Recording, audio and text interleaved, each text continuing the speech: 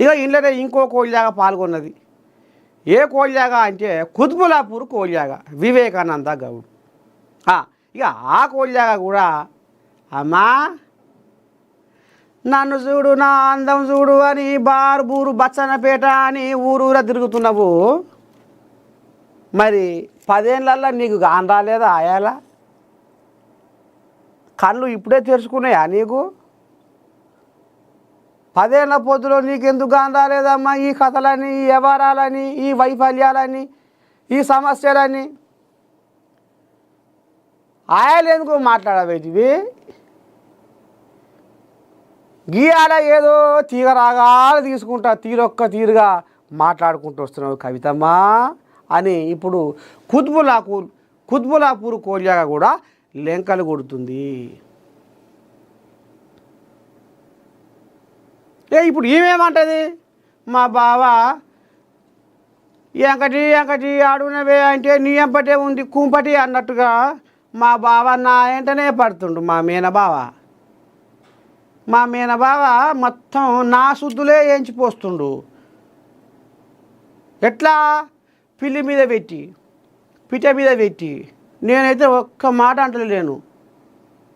నేను మా మేనబావను పళ్ళు మీద పళ్ళు పెట్టి ఒక్క మాట అంటలేను మా మేనబావని. కానీ మా మేనబావ ఏంది నన్ను గీ ఎత్తున బదునాం చేస్తుండు, పచ్చిపురుసు కంటే పలసగా. వాళ్ళతోటి వీళ్ళతోటి పెట్టి తిట్టిస్తున్నాను. పిల్లి మీద పెట్టి పిట్ట మీద పెట్టి నన్ను తిడుతుండు. అతను కూడా అలా పంచాయతీ అయితే ఎటుంటుంది ఇంట్లో? ఎంతసేపు చెప్పు, అత్తది పై చెయ్యే కోడలు కింది చెయ్యే. నీ సమితి వచ్చిన ఆవే వచ్చి కుప్ప మీద కూర్చొని ఆడిస్తుంది ఆవే అని అత్త అంటది. ఇక పాపం కోడలిది అంతగానం అనలేదు కదా. ఇక ఆమె ఏం చేస్తుంది, పోరగాళ్ళ మీద పెట్టి తిడుతుంది.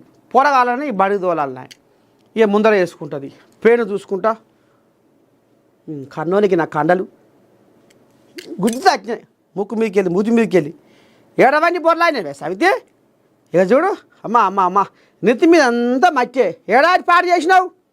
కడుపు గాల నీ కడుపు వచ్చిన ఏక దుల్కా ఇట్లా కోడలు తిడుతుంది. ఇప్పుడు ఇక ఈమె నేరుగా అంటుంది ఎవరు బావని. మా బావ తిమింగలం, మా బావ అనకొండ, మా బావ సుఖంపూస కాదు, మా బావ సుధపూస కాదు, మా బావ అవినీతి సొమ్ముతోని ఎంతో ఆస్తులు సంపాదించుకుంటూ మా బావ అని ఇప్పుడు ఆమె నోరు వారేసుకుంటుంది. ఏడ దొరికితే ఆడ సన్ను దొరికితే.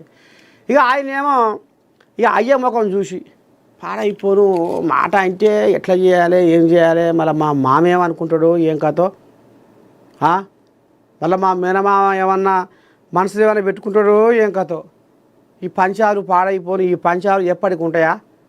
ఏదో ఒక రోజు కలవాల్సి వస్తుంది. ఇప్పుడు చెడుగాలి వచ్చింది అనుకుందాం.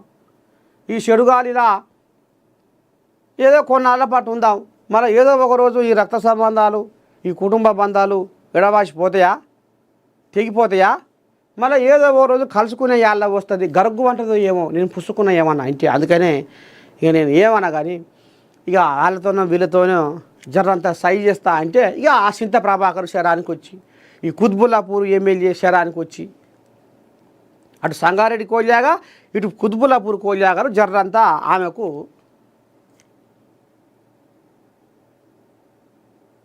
సెగ పెడుతుర్రు. అంటే జర శరానికి వస్తట్టుగా వాళ్ళు జర మాటల తోటాలు ఇసిరి పెడుతుర్రు అట.